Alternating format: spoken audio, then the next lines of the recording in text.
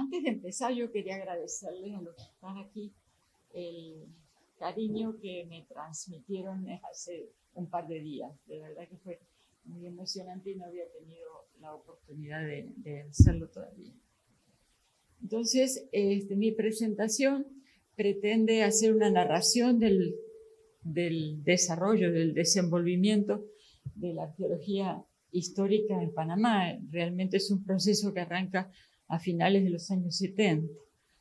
Pero yo estoy convencida de que todo fenómeno, incluso que tiene que ver con el desarrollo de una rama del conocimiento, está muy vinculada a procesos sociales de carácter local y de carácter global. Entonces pensé en referirme a esa historia, a esos contextos sociales de surgimiento, históricos y sociales de surgimiento de la arqueología histórica en Panamá. Ese sería el título, digamos así. Yo creo que es muy saludable evitar maniqueísmos en la relación agencia-estructura, en temas sociológicos, ¿no? Y tiendo a considerar que aun cuando los individuos somos múltiples y diversos, las situaciones concretas en las que nos desarrollamos son las que determinan, condicionan, modelan, modifican, incluso impiden el desarrollo de una determinada actividad. Es decir, que nuestras trayectorias personales, laborales y profesionales obedecen en gran parte a las contingencias de estar aquí y ahora estar en este momento y en un lugar específico en tiempos particulares. Así que de esta manera yo veo retrospectivamente mi inmersión, mi incursión en la arqueología histórica como el resultado de una serie de factores que condujeron a que me involucrara en este tipo de trabajo. Entonces voy a referirme al desenvolvimiento de los estudios de arqueología histórica en el país desde sus gérmenes iniciales hasta la constitución del Patronato Panamá Viejo en el año 96. Voy a suspender allí porque ya ha habido una charla en la que se explicaron los alcances, objetivos y propuestas de este proyecto. Y proyecto que sin duda ha marcado un hito importante en el desarrollo de este tipo de trabajo. Me voy a basar en mi propia experiencia, es decir, que voy a hacer algo así como una autoetnografía. Esta experiencia inicia a finales de la década de los 70, inicio de los 80, y además voy a tratar de vincular esa experiencia con elementos contextuales, como dije antes, de carácter político, sociales y profesionales también. No solamente de carácter nacional, sino internacional, ya que el devenir de cualquier rama del conocimiento, y esto evidentemente no es ninguna novedad para ninguno de los presentes, obedece a tales factores condicionantes que posibilitan, modelan, obstaculizan, impiden o instrumentan el desarrollo de una rama del conocimiento, con lo cual está claramente expuesto el hecho innegable de que tienen una dimensión social. Intentando una reseña de los contextos de surgimiento de la arqueología que llamamos histórica, dejando de lado lo de la definición, que sería quizás este tema para para el tercer encuentro. Empezamos por donde se debe empezar, que son los inicios, ¿no? A mediados del siglo XX existía una asociación en la antigua zona del canal que se llamaba Asociación Arqueológica Ismeña, y yo creo que ahí está el origen de la puesta en una vitrina de los materiales coloniales que se encontraban en el área transísmica. Esta asociación estaba integrada por aficionados a la arqueología y también por coleccionistas, y recogen en sus excursiones de campo en el área transísmica y además hacen conocer las cerámicas de la época colonial que se encontraban en esta región. Como en parte ya dijo Tomás, había unos personajes que fueron motores de este proceso, como por ejemplo Hale Smith de la Universidad de Florida, que entre paréntesis fue uno de los iniciadores de la arqueología histórica de sitios de colonización española en el sudeste norteamericano. A partir de la década de los 50, también está muy presente José María Cruyen, arqueólogo venezolano, catalán venezolano, que fue coautor mucho más tarde del primerito, si no me equivoco, y ustedes me pueden corregir, del primer trabajo de análisis de composición de pastas de cerámicas coloniales. En ese momento aplicando termoluminiscencia. Son precisamente estas dos personas quienes contactan a John Goguen. John Goguen era ya famoso por ser el gestor del gran catálogo de materiales arqueológicos de la época colonial que reposa actualmente en la Universidad de Florida. Y ya próximo a su muerte, Goguen realiza en el 62 una temporada de excavaciones en Panamá la Vieja, fundamentalmente para establecer una cronología de los diferentes tipos de mayólica panameña que él había definido y que son, las referencias a ellos son incorporados en el libro que todos conocemos, el libro póstumo de Goguen del 68, publicado por el Departamento de Antropología de la Universidad de Yale, y que tiene como tema de trabajo los tipos de mayólica de cerámica española desde el siglo XVI al siglo XVIII. Estos serían los inicios, es decir, cuando comienza a ubicarse Panamá en el escenario de la arqueología colonial. Otro momento, yo lo llamo el momento de la hegemonía arquitectónica. ¿Se escucha bien? Sí. La hegemonía arquitectónica y la coyuntura internacional. El momento en que se comienza a dar esa subordinación que la arqueología ha tenido durante mucho tiempo a la restauración arquitectónica de monumentos y sitios históricos. Y desde la famosísima Carta de Atenas del año 31 se inauguró una tendencia que irá posteriormente consolidándose, la cual puede resumirse como el afianzamiento del gremio arquitectónico en los asuntos vinculados con los sitios históricos. Recordemos, por ejemplo, que la Carta de Venecia, que es posterior, surge en el seno del Segundo Congreso Internacional de Arquitectos y Técnicos de Monumentos Históricos. Recomienda tomar incluso en consideración lo que se estableció en la Carta de Nueva Delhi sobre la necesidad de realizar excavaciones profesionales en los sitios sujetos a intervención, cosa que de verdad muy poco se cumplió. En el 67, la Organización de Estados Americanos, a través de las llamadas normas de Quito, sentó las bases de aquello que se denominaría puesta en valor, expresión que fue muy exitosa y sigue siendo empleada en muchos contextos actualmente. La Carta de Quito, las normas de Quito, enunciadas en la Carta de Quito, tiene una historia. La historia es que fue la reunión que dio como resultado el enunciado de estas normas fue promovida desde una reunión que hubo en el 65 en Punta del Este de presidentes americanos, presidentes de Estados americanos.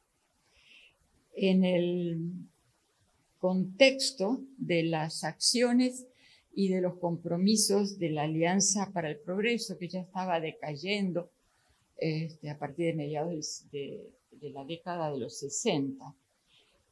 Esta reunión tenía una intención geopolítica muy clara, que era contener la influencia soviética en la región, expresada primordialmente por la Revolución Cubana.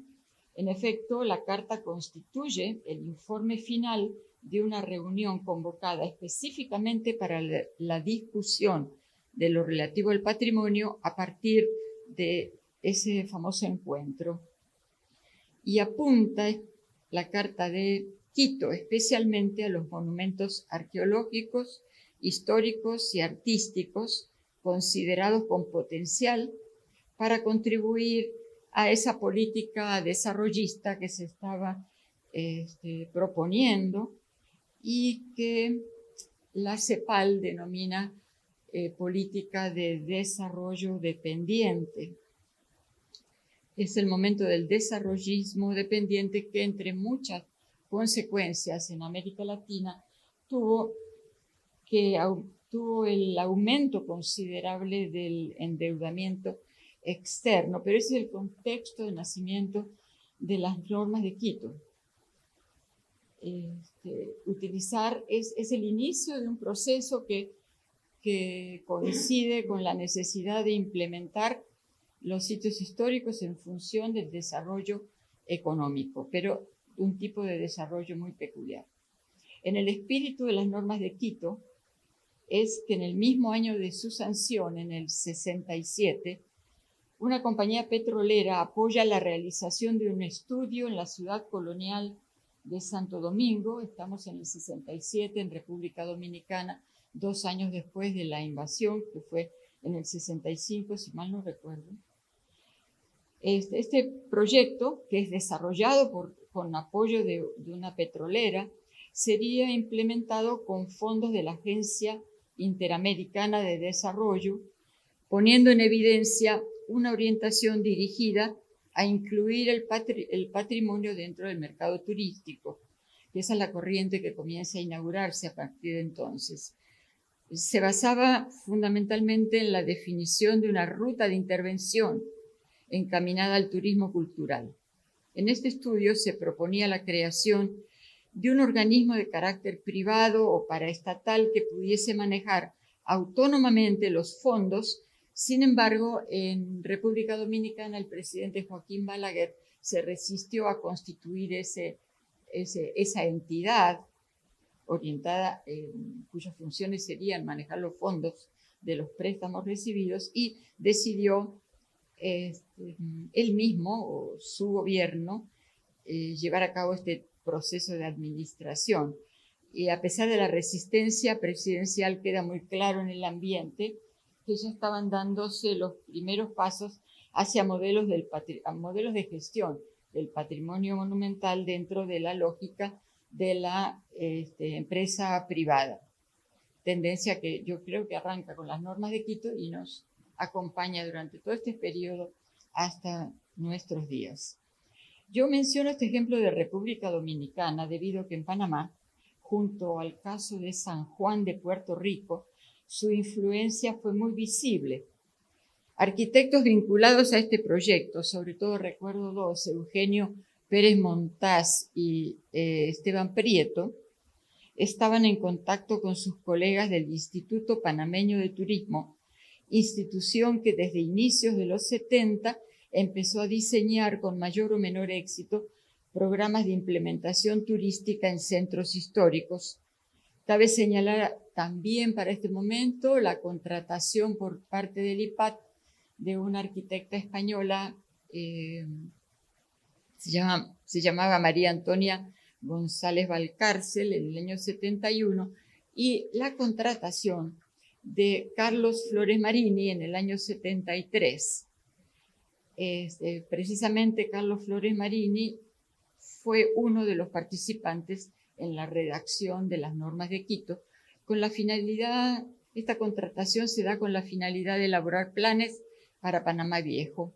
En ambos casos se realizaron algunas excavaciones en el sitio dirigidas a aclarar aspectos constructivos, por supuesto sin la participación de la arqueología. Es interesante observar que en Cuba, más allá del contexto político diferente, también ocurría más o menos lo mismo. Se apostó al turismo, particularmente en La Habana Vieja, a través de los trabajos realizados desde la oficina del historiador de la ciudad, que para entonces era Eusebio Leal.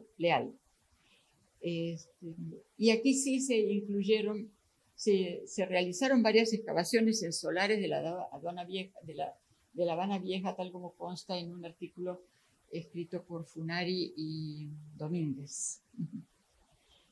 Ese espíritu desarrollista de las normas de Quito siguió orientando el tema de los centros históricos en diferentes sitios de colonización española en Latinoamérica, y en Panamá podemos consignar que en el 72 se crea una instancia dentro del Instituto Panameño de Turismo que se llamó Dirección de Turismo Histórico y Social. Al decir de un documento del 74, este departamento del IPAT tiene a su cargo el desarrollo de proyectos para la derivación turística de los conjuntos históricos monumentales de Panamá la Vieja, Portobelo y Casco Viejo de Panamá. Y dice, este documento continúa con las comillas, esta oficina ha adelantado ya la programación de préstamos internacionales para sufragar los proyectos de turismo cultural en tales conjuntos monumentales. Estamos hablando del año 72. Yo todavía no había llegado a Panamá, esto son los antecedentes, digamos así. La existencia de tensiones entre el Instituto Panameño de Turismo y el Instituto Nacional de Cultura eran muy evidentes. Sobre todo fueron muy evidentes desde el año 76. En el 76 se sanciona una ley por la cual queda establecido que la gestión de los conjuntos monumentales sería responsabilidad del Instituto Panameño de Turismo. Eso creó toda una serie de tensiones entre ambas instituciones debido a que la ley de creación del Instituto Nacional de Cultura data del 74 y decía más o menos lo mismo, que era el INAC el responsable de intervenir, de estudiar, de planificar, de poner en valor los sitios históricos. No obstante, la dualidad, esta ambigüedad en las normas y la carencia de claridad en la asignación de funciones en estas dos instituciones, no solamente eran de carácter normativo, sino también había un tema presupuestario que giraba en este ambiente, mucho más efectivamente financiado el IPAT que el INAC, que realmente no recibía una partida ni suficiente como para mantener la planilla, ¿no es cierto? Y esto yo siento que expresaba las contradicciones también entre visiones diferentes del patrimonio, una de corte estatista predominante en el INAC y otra de corte privatizante o empresarial, digamos así, en el Instituto Panameño de Turismo. Esta última orientación personificada en el IPAT es la que a la larga se va a imponer con el transcurso del tiempo, a pesar del hecho de que la ley del 82 de la Dirección de Creación de la Dirección de Patrimonio Histórico implica la reversión del manejo de los sitios al INAC, es decir, al Instituto Nacional de Cultura. Sin embargo, en la práctica fue el IPAT el que tenía muchísima más injerencia en el manejo de esta temática. En la década siguiente, que es la época post-invasión de Panamá, que ocurre en el 89, se fortalecerán las nuevas modalidades de gestión mixta estatal-privada paralelamente a la implementación de las políticas de ajuste estructural, sobre todo aquellas que respondían a la agenda de reformas económicas del Consenso de Washington. Esto se hace una realidad muy, muy tangible, ¿no es cierto? Hay una tendencia considerable a que el Estado comenzara a delegar el manejo de los sitios al circuito privado. Complementando lo que acabo de decir, creo que es importante que hablemos del papel que la OEA jugó también en estos asuntos. Por eso un tercer momento en esta cronología es la OEA y el patrimonio. A nivel regional y en la tónica de las normas de Quito, la OEA impulsó la formación de recursos humanos que eventualmente contribuyeran a implementar su visión del patrimonio como uno de los puntales de las políticas desarrollistas.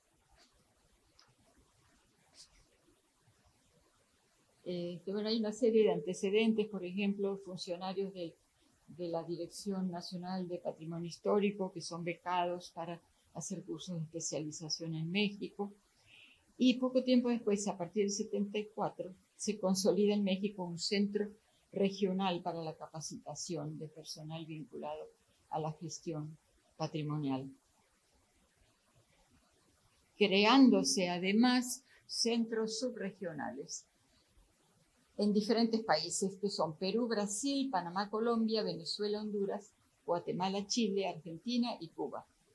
En todos estos países se crearon centros subregionales y bueno, en el caso de Panamá se constituye el Centro Subregional de Restauración de Bienes Muebles a través del proyecto que empezó a denominarse Proyecto OEA-INAC, es decir, OEA, Instituto Nacional de Cultura, iniciando cursos en 1975 con la asistencia de becarios de Centroamérica y de la Dirección Nacional de Patrimonio del INAC.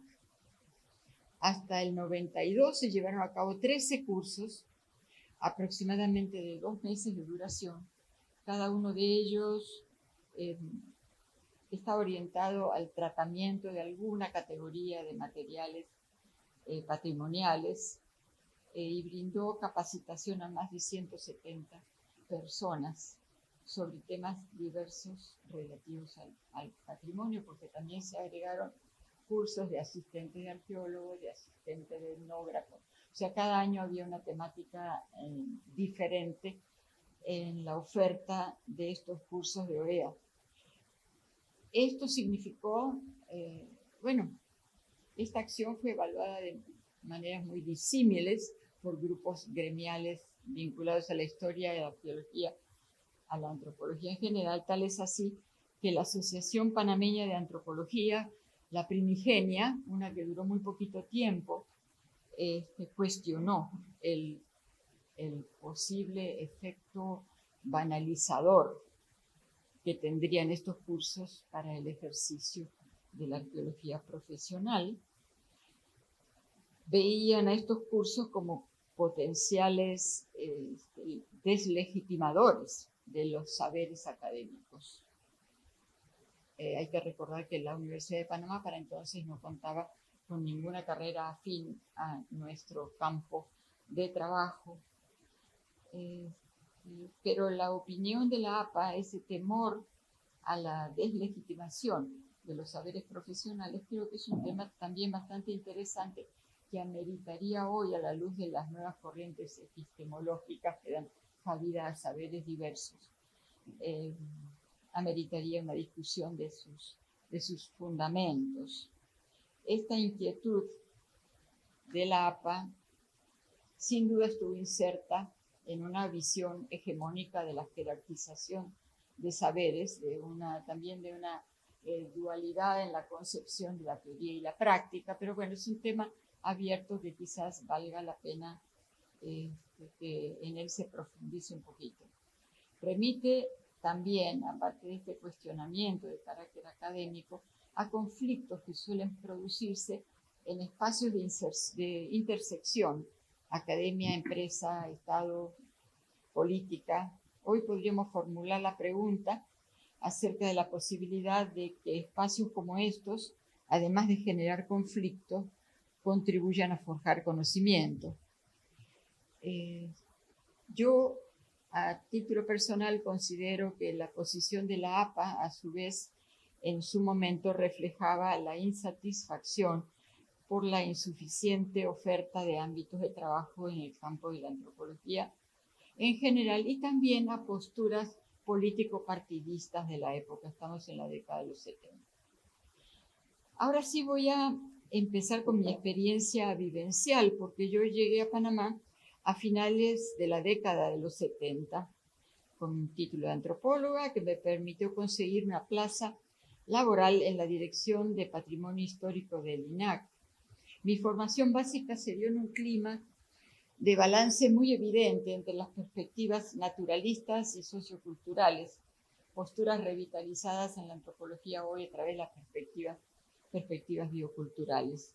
Y dedicarme particularmente a la arqueología fue consecuencia de múltiples factores responsables de estructurar un panorama propicio. Como dije al principio, el lugar y el tiempo en el que estamos tienen una capacidad muy grande de condicionar nuestras trayectorias.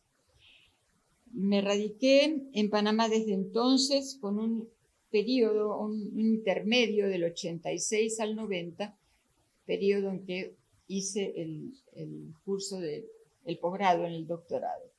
Trabajé en la Dirección de Patrimonio Histórico durante el año 79. Dediqué muchísimo tiempo a informarme sobre el estado de la cuestión en Panamá. Recuerdo que había una muy buena biblioteca para ese entonces, actualizada hasta esa época, en la sede del proyecto OEA-INAC del patrimonio, de la Dirección de Patrimonio Histórico, en donde actualmente funciona el Museo de Ciencias, un pequeño museo de ciencias. En el piso de arriba había una buena colección que asumo que fue constituida a partir de los aportes o de este convenio con OEA por parte del Instituto Nacional de Cultura. Allí mismo operaba el proyecto OEA-INAC y a partir de entonces yo fui contratada en el contexto de ese proyecto, dado que, como dije antes, el INAC carecía absolutamente de presupuesto para poder contratar absolutamente a nadie. Por lo tanto, la coyuntura de este proyecto hizo que yo trabajase un año en la Dirección de Patrimonio Histórico, en el año 79. Bueno, además de dar cursos en esas periódicas reuniones que convocaba la OEA-INAC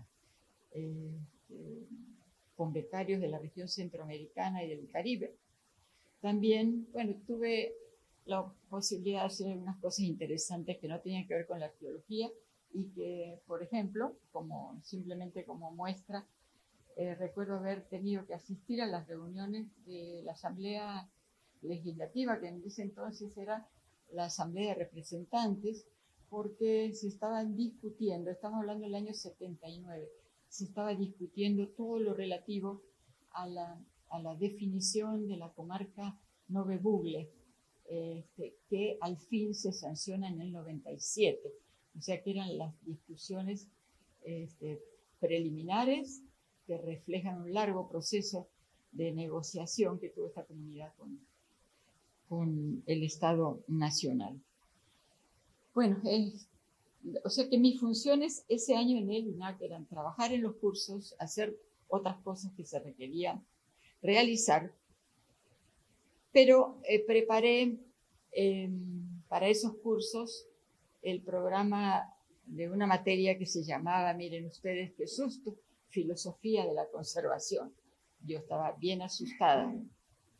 Y que fue mi primer encuentro con un montón de normas que me parecían y siguen pareciéndome bastante áridas y aburridas, ¿no es cierto? Pero bueno, ese era el tema que me tocaba desarrollar. Eran normas, legislaciones con respecto al patrimonio, categoría que para entonces me parecía muy clara y bien delimitada, cosa que actualmente no. O sea, yo la veo como una categoría muy problematizante, ¿no es cierto? Pero en aquella época la definición de lo patrimonial me parecía mucho más transparente. En el laboratorio de conservación, por ahí está Jacinto, ¿no es cierto? Estaba Jacinto en ese laboratorio, en el primer alto del edificio de ciencia, y había un taller de conservación. Es donde por primera vez vi dos cosas que no me las voy a olvidar jamás, ¿no? La primera, una escudilla carenada del siglo XVI y una botija de las más tempranas, que no sé si las han visto alguna vez, pero son vidriadas, verdes y constituidas a partir de dos mitades unidas, ¿no es cierto? Son las del siglo XVI, las más tempranitas, y que habían sido obtenidas en un sitio que lamentablemente no ha sido tomado muy en cuenta dentro de las políticas de protección de monumentos y conjuntos históricos, que es el sitio de Nombre de Dios. Yo siempre digo que Nombre de Dios peca de no tener ruinas, de haber tenido ruinas. Su historia hubiera sido diferente, ¿sí? Como es el caso de Panamá Viejo, ¿no? Como que la ruina contuvo la destrucción, y el sitio de Nombre de Dios está absolutamente alterado por muchas intervenciones humanas, como la explotación de manganeso de larga data, la construcción de una línea de ferrocarril para el transporte del mineral, la construcción de una carretera y luego una pista de aterrizaje. Así que lamentablemente, para Nombre de Dios, no tiene ni una ruina que justifique el interés que podemos demostrar hacia él, aunque sí sé que ha habido algunos trabajos aislados. ¿Qué más?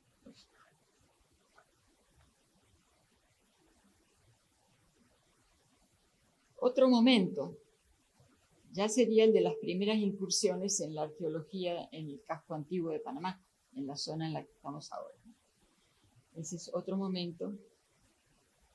A principios de la década de los 80 es cuando se iniciaron actividades que van a promover la participación de la empresa y la llamada sociedad civil en la intervención en el patrimonio, específicamente sobre los conjuntos monumentales. Para entonces se había creado una compañía que se llamó Fiduciaria Administrativa, que llevaba a cabo un programa de puesta en valor, lo digo entre comillas, en el casco antiguo de la ciudad de Panamá, con fondos de un préstamo otorgado al IPAT por el Banco Interamericano de Desarrollo.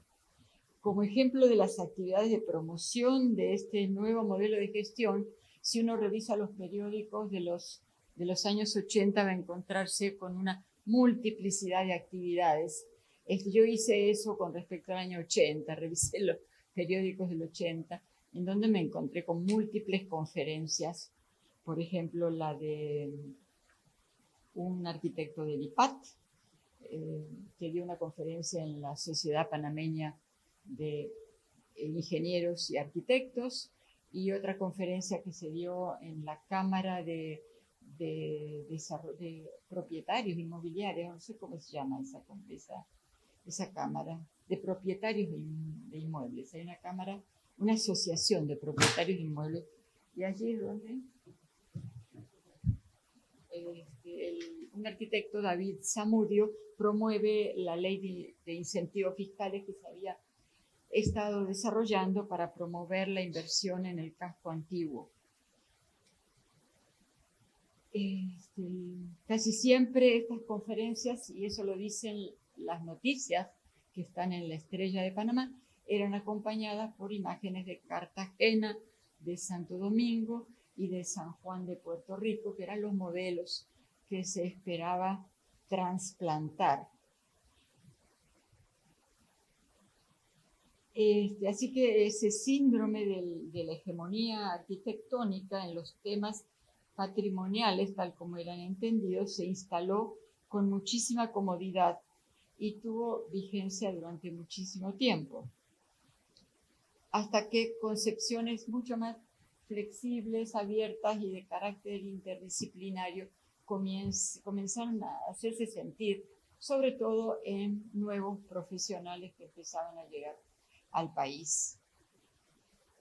A pesar de las limitaciones, entonces, de este momento, es que datan los primeros trabajos arqueológicos en algunos monumentos próximos a nuestra actual localización, en el convento de Santo Domingo, en la iglesia de los jesuitas, en la plaza de la Independencia.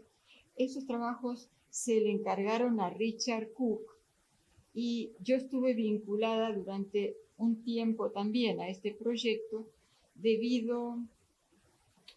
un corto tiempo, debido a que surgieron muy prontamente discrepancias entre el equipo profesional y la empresa que administraba el proyecto.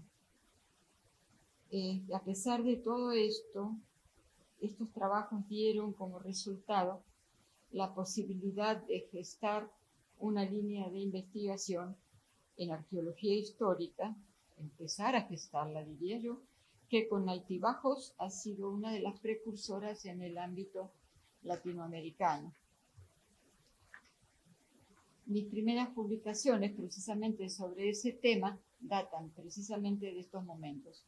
Un artículo en la revista Vínculos en el año 81, que no quiero ni hacer cuentas, ¿no?, de cuántos años han pasado, y otro artículo que se publicó en las actas del Congreso Americanistas número 44 en el año 82. Esas son las dos primeras publicaciones. En el ámbito regional, pocas experiencias anteceden a estos trabajos que hicimos en el casco antiguo, habiendo paralelismos, sin embargo, muy notables que obedecieron a circunstancias contextuales muy parecidas. Constaté años después, cuando inicié el programa de doctorado en La Plata y quise hacer un capítulo sobre antecedentes de la arqueología histórica en Argentina, cosa que he revisado recientemente, sí me di cuenta que era muy poco lo que se había hecho. Creo que hice una revisión exhaustiva de todo lo que se había trabajado, pero en general podría decir que se habían realizado algunas experiencias con la finalidad de ubicar antiguos asentamientos. Específicamente recuerdo el de Ibatín en Tucumán, el de Concepción del Bermejo en el Chaco y, por supuesto, el asentamiento antiguo de Santa Fe en Cayastá. Sobre esos tres sitios es que encontré información para redactar ese capítulo de antecedentes.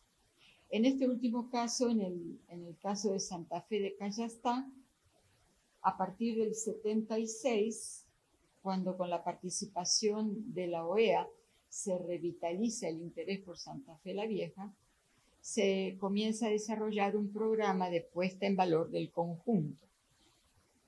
De la década de los 70 y 80 datan también algunas iniciativas académicas en estas dos universidades con las que tenía más contacto, que eran la de Buenos Aires y de La Plata, experiencias concentradas en la población indígena y su relación con la colonia. Recuerdo ahora unos trabajos de Tarragó y de Ceruti que trataban de este momento, de interacción, de expansión colonial, digamos así, sobre la población indígena.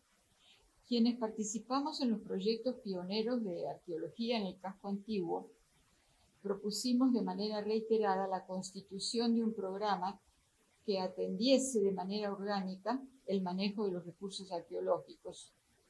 No obstante, solo se llevaron a cabo exploraciones aisladas en algunos monumentos sujetos a restauración arquitectónica. El aspecto positivo fue que estas experiencias sirvieron de plataforma para comenzar a conocer los conjuntos materiales de los siglos XVII y XVIII, incluso XIX, vislumbrándose el potencial de estos recursos para la interpretación histórica. Se estaba ante la posibilidad de ir creando una línea de trabajo. O sea, este es el nacimiento realmente de la arqueología histórica en el país. Poco después, bueno, hice algunos otros trabajos en el casco antiguo, pero voy a suspender, saltar un pedacito porque creo que la hora corre, ¿no es cierto? Paralelamente a estas experiencias de prácticas arqueológicas en el casco antiguo, y hablando nuevamente en términos autobiográficos, por cierto, también se despertó la necesidad de encuadrarla en la teoría. O sea, yo siempre he pensado que es muy importante la explicitación de los marcos de referencia sobre los cuales uno trabaja. Pero, ¿cuáles eran las posturas prevalecientes en este campo en la década de los 70? Si para inicios de los 80, ya estamos a finales de los 70, si para inicios de los 80 ya en centros en centros importantes de investigación en arqueología, en las áreas metropolitanas, digamos, Europa y Estados Unidos, empezaban ya a surgir las posturas interpretativas, nosotros estábamos teniendo como referencia fundamentalmente a dos famosos arqueólogos. Uno, deben saber ustedes quién, Noel Hume, y Ivor Noel Hume, que es autor de un manual clásico, ¿no es cierto?, sobre la identificación de objetos del siglo XVIII fundamentalmente. Y el otro era, ya que estamos somos tan propensos a colocar rótulos, estaba afiliado estaba afiliado a la nueva arqueología y era Stanley South, que ambos tuvieron mucha influencia sobre mí, digamos así, a la lejanía. Recuerdo una vez que para entonces las consultas que queríamos hacer no eran consultas por correo electrónico ni WhatsApp. Entonces, no había esa ansiedad por recibir las respuestas rapidito, sino que hacíamos cartas por correo que demoraban 15 días en llegar, 15 días en responder, 15 días en volver. Y yo recuerdo que una vez le mandé fotos a Noel Hume para que me ayudara a identificar unos materiales. Entonces me respondió algo bien interesante. Él fue muy amable y por supuesto me dio el dato que yo necesitaba, pero dijo algo así como: no espere una respuesta en torno a las fechas medias estimadas por las fórmulas elaboradas o los patrones de artefactos propuestos por otros colegas. Era una alusión muy clara a que por otro lado era su amigo Stanley South. Esta alusión era evidente, aunque él también mismo reconocía las contradicciones, que las contradicciones no eran insalvables las que tenía con Stanley South. Pero yo estoy mencionando estos dos autores porque ambos tenían una concepción, una definición de la antropología, de la arqueología histórica que me parece muy actual. Sobre todo porque decían que la arqueología histórica está orientada al estudio de los procesos de expansión europea. Se consideraba entonces la necesidad de definir, según Stanley South, patrones arqueológicos que reflejaran el sistema global de explotación constituido a partir de la colonización. Me parece una definición que es bastante similar a la que manejamos actualmente. Vemos la arqueología histórica de la mano de un proceso de expansión del capitalismo mundial, y no estaban tan alejados de esa manera en que hoy la interpretamos. El otro punto sería el que tiene que ver con el impulso que la arqueología de rescate comenzó a tener en Panamá y fundamentalmente en el casco antiguo, porque a partir del 90 se manifiesta en el casco antiguo de la ciudad que se había ido paulatinamente degradando, convirtiendo en un área tuburizada. Se comienza a pensar en la posibilidad de transformar ese panorama. Se plantea un proceso de reconversión de lujo, de lo cual somos testigos hoy en el casco antiguo. Se inicia un proceso que, bueno, usualmente se lo llama de gentrificación, articulado al mercado inmobiliario local e internacional, y esta tendencia ha sido dominante y continua.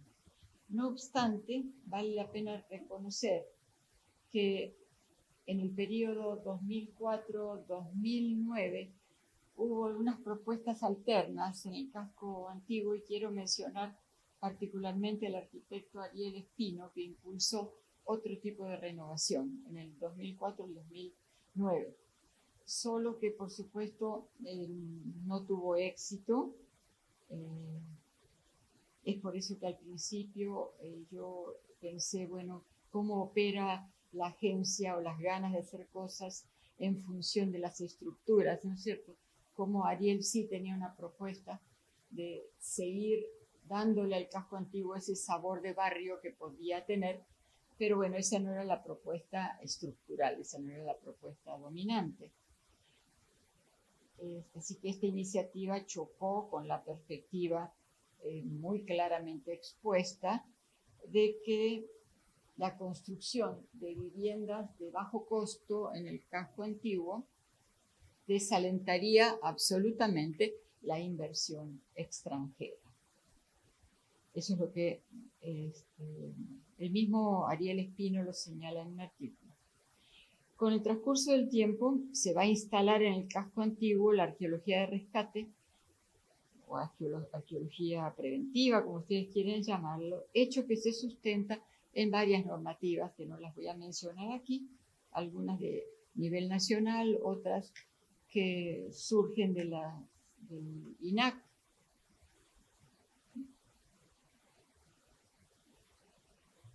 Yo estoy apagando la luz.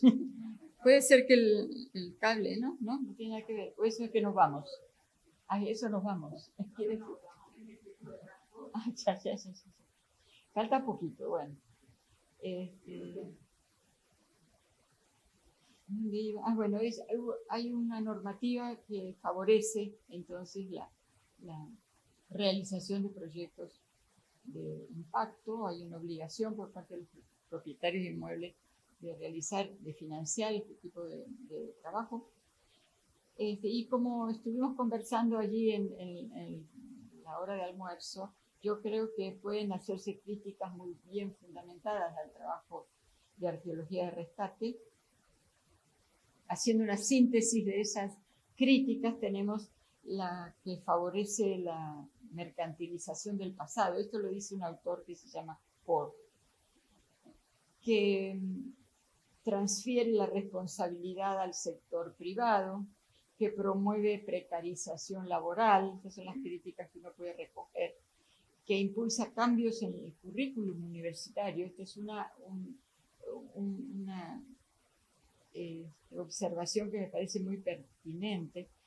Cambios en el currículum hacia la prevalencia de formación técnica. Están quienes consideran que, no obstante, existe la posibilidad que brinda de aportar una casuística muy variada, ¿no es cierto? Y que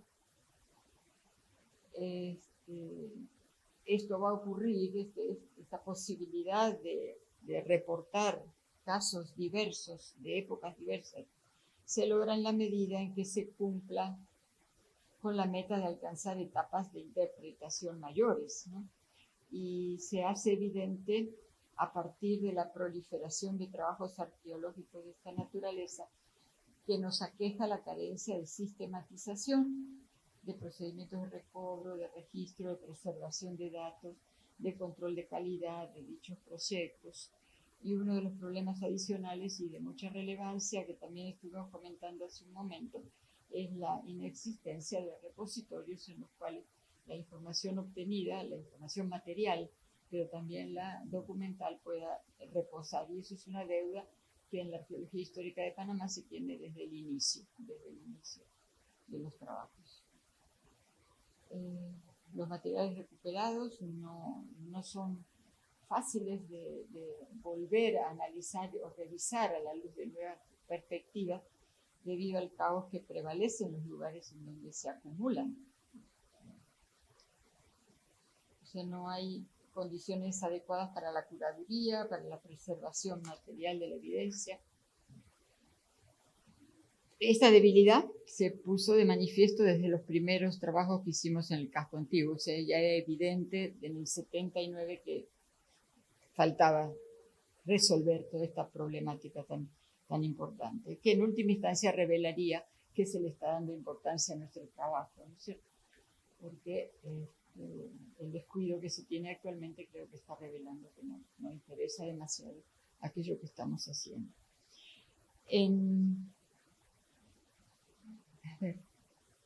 Desde los primeros trabajos en el casco antiguo sigue siendo un problema de gravedad, todo lo que mencioné, que limita la existencia de una armónica articulación entre arqueología de rescate y de investigación, o que esa posibilidad de hacerlo va a depender de iniciativas individuales. Entonces aquí lo que estamos solicitando es iniciativas institucionales más que iniciativas de carácter personal.